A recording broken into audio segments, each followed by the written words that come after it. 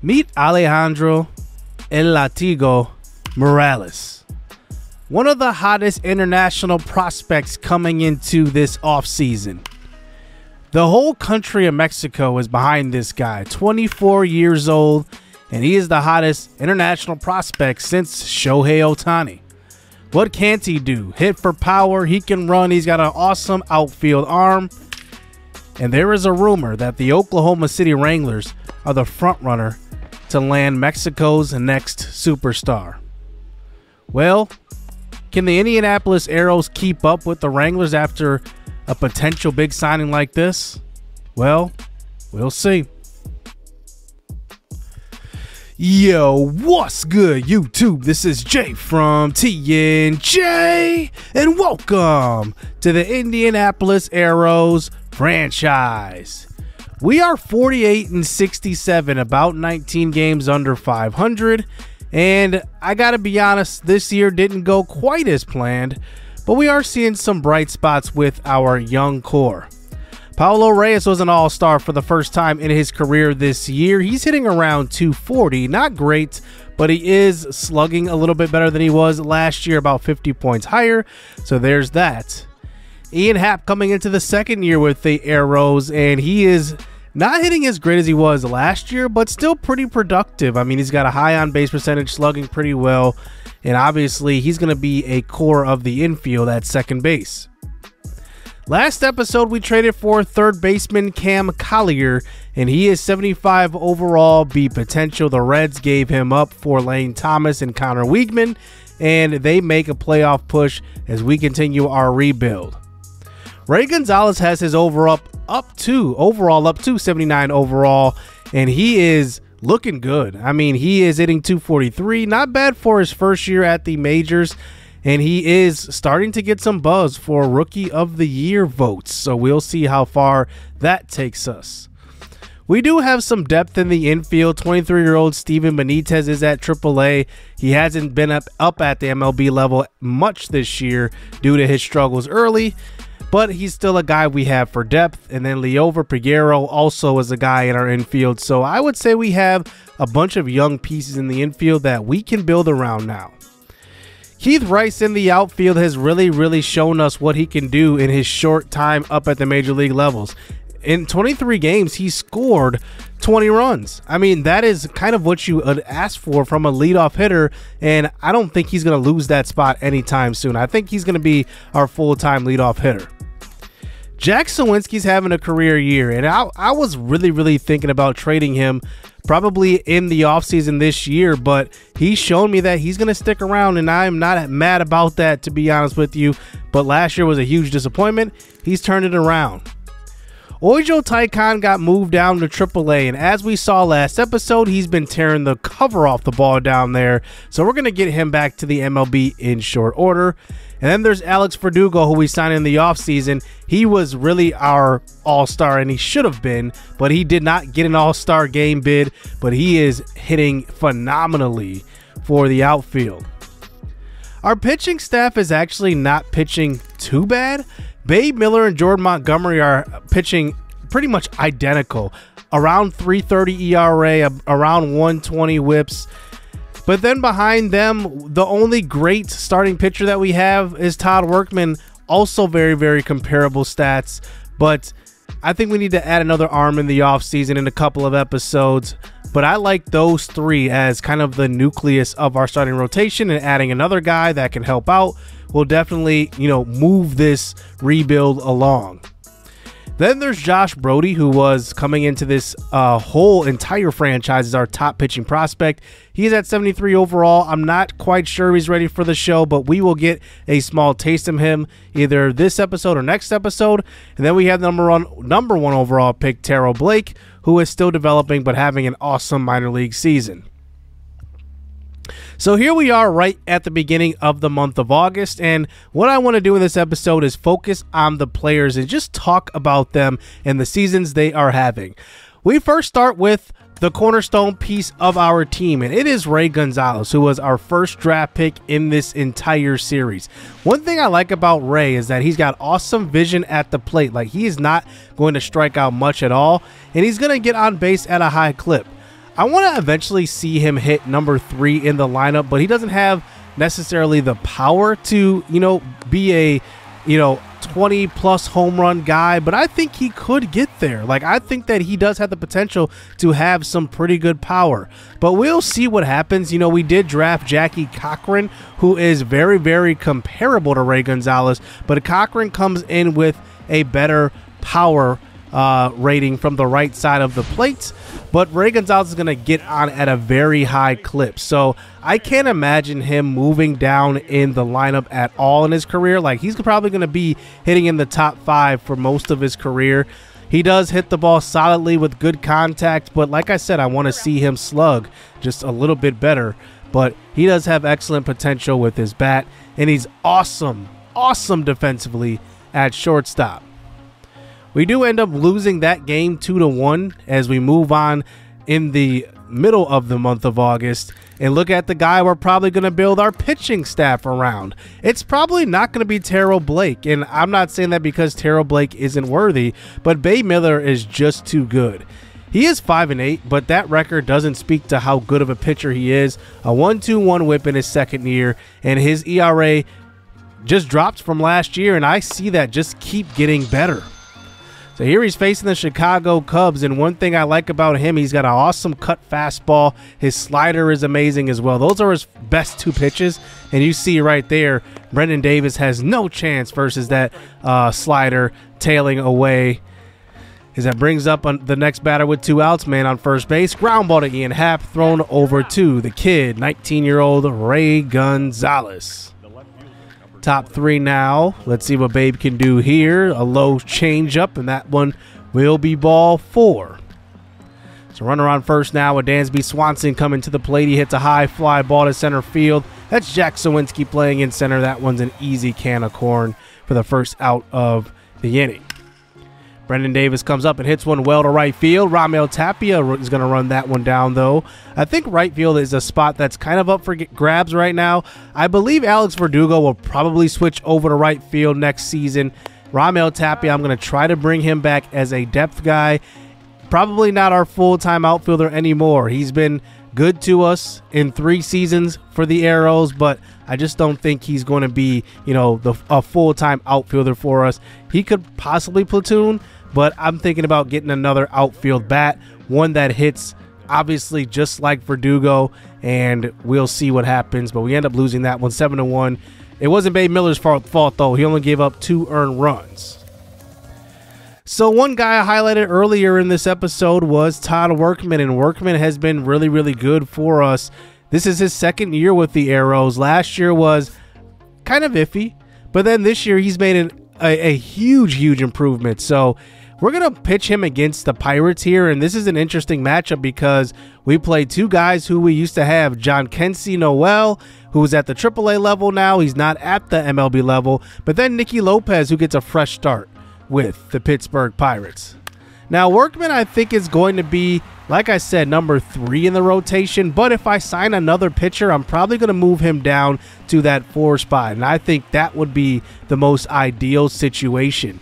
Even though I think that he could handle that number 3 spot, I just want to add another really good arm.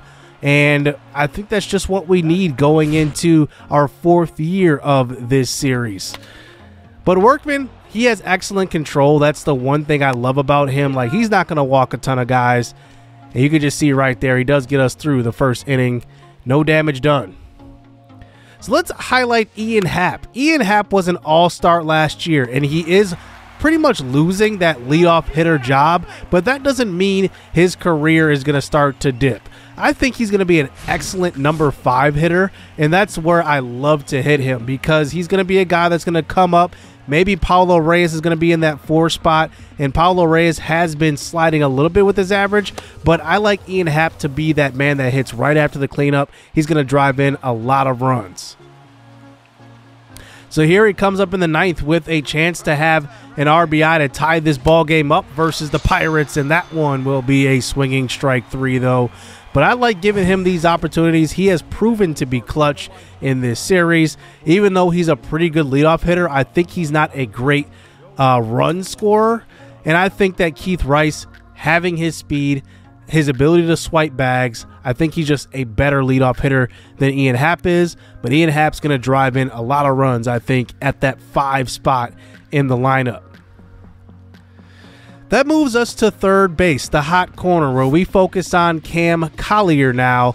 And Collier comes over from the Reds. He was the Reds' 2022 first-round draft pick. We are now in season number 3 in this series in year 2025. So 3 years later, he gets traded to the Indianapolis Aeros for Connor Weigman and Lane Thomas as they make a playoff push. But here is Collier. He is a lefty. He is not a switch hitter like Ian Happ is, but he has pretty good potential from the left side of the plate, and he's also awesome defensively. So here he faces the San Francisco Giants at Oracle Park, and this time he goes to left field. A little lefty on lefty matchup right there. And one thing I highlighted after I traded for him is that Cam Collier makes solid contact every time he hits the ball, and you can see it right there. I mean, he just squares up the ball, and it's going to be a pretty fun hitting with him throughout this series. He is 1 for 3 up to this point now in the top of the 8th inning. He can't make contact there versus Anthony DeSclafani, who gets him to swing at one low and miss. We do end up losing that game on the road 4-6. This episode and the rest of the season is less about the wins and losses and more about the player development. And Cam Collier at 20 years old is going to be one of those bright spots that we can count on in the future of this series. Towards the end of the month of August, Jack Soinski does suffer an injury, and it allows Oijo Taikan to get moved up before the September call-up. So I decided to do that, and Oijo Taikan has actually progressed up 1 overall since being down at AAA. So good for him. He's getting better, and he was slumping earlier in the year, but he's a guy that I need to depend on in the outfield. I need at least 4 outfielders. Definitely 5 is what I'm looking for, 5 dependable outfielders, and I want to have really 6 in the rotation that I can move up from AAA, and you never know when injuries could happen. But Oijo Taikan is just swinging a hot bat right now. Since being moved up to from AAA, you just see right there, facing Shohei Ohtani, he hits that one hard up the middle, and his first at-bat since being moved back up is a double. How about that versus one of the best international prospects of all time, maybe the best international prospect, and there are a lot of people saying that in real life this is the biggest free agent of all time in Shohei Ohtani. Bottom 4 now facing Ohtani again, this time a high fly ball to left field, down left field line. Will it get down? It will not. So Oijo does go 1 for 2 off of Ohtani in this one as we move on to the bottom of the 7th. Facing Griffin Canning at the plate now. He hits one well to left center. This one eventually gets run down. So Oijo, I think one thing that I do want to see more out of him is more of that alley power. Like if he can show me that he can slug well, he's going to get some playing time for sure. Like I said, I'm going to be looking to probably add a outfielder in free agency, just a good outfield bat. And that will obviously hurt Oijo's playing time, but I think that he still has a bright future with the team. So Francisco Mejia has been missing for a couple of episodes. He's actually been hurt for about 2 to 3 months, and he finally returns. And you want to talk about consistency? 242, 244, 243, and 242. Those are his averages the last 4 seasons. He's going into obviously a free agent year. He's making $3.8 million. If I can bring him back for about $1 million less than that, that would kind of be ideal. Like that is probably the ideal sweet spot. I don't think he's gonna cost that cheap though, but we're gonna try it. I mean, I'm gonna try to bring him back. I do think that it's hard to find catchers that can really hit well, and I think Mejia has flashed enough to know that, you know, he's actually valuable and he's very good defensively behind the plate. So here's his first game back since being hurt as he faces Jose Urquidy and the Houston Astros, as we are at home in this one. He's 0 for 1 after that strikeout. Now in the 5th inning, a hard ground ball up the middle. Oh, a good play by Urquidy, and it will be a double play. So 0 for 2 day here for Mejia as now he faces Kendall Graveman, who comes out of the bullpen. And he leads off the bottom of the 7th inning. 1-1 pitch over the middle. This one driven deep to right field. It stays in the yard, and it will bounce over the wall for a ground rule double. Mejia gets his first hit back from injury. And like I said, I really do like what Mejia does for us. I'm not expecting him to hit for, a 300 average. I know what he is, and I'm okay with it because he's good defensively, and he's not, bad. He's not terrible. Even though he's not hitting for great average, he can show that he has clutch moments, and he had a chance right there, bases loaded, 1 out, and ended up being just a fly ball to center. But we end up winning this game. But Mejia comes back from injury. I think that definitely did hurt us as well because we tried to trade for Chris Beck. Ended up not working out. He was just okay. Not even okay. He was pretty bad. He was around 200 average. And I'm glad to see, Mejia is healthy and it wasn't, career threatening. Let's talk about the guy that's probably having the highest upside season, and that is Jack Soinski. If we can get something like this out of him consistently, we are going to be a fun team. We get to the end of the month of August. We are 58 and 76, and Soinski is hitting about 290. 20 home runs is his career high. He's there right now. We'll see if he can get number 21 in this game versus Dylan Cease. So here he's hitting in that 2 spot. Cease, that one's low, backs him out of the box a little bit. And that brings it to a full count. Pitch low, hard ground ball to third. Soinski's got actually decent speed with 75. He actually has a decent arm as well in center, but he does ground out right there. 4-0 now. Men on first and second with 2 outs. He has an opportunity to drive a run in, and this time he's a little late on that slider. A 90-mile-an-hour slider is, wow, incredible. Well, this game didn't go as planned. We're down 7-0 in this one, but here's Soinski up in the 8th inning. He hits one to right field. That one gets all the way to the wall. A diving right fielder cannot come up with it, and he's got a stand-up triple and an RBI.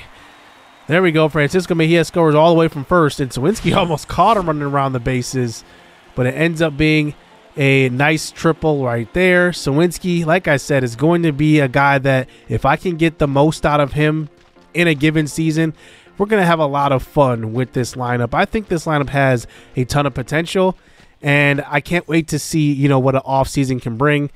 And I just want to add, like I said, one more bat and one more arm. I think that's what we need. But we'll see what happens with our prospects as well. We could have a prospect that could surprise us in the spring.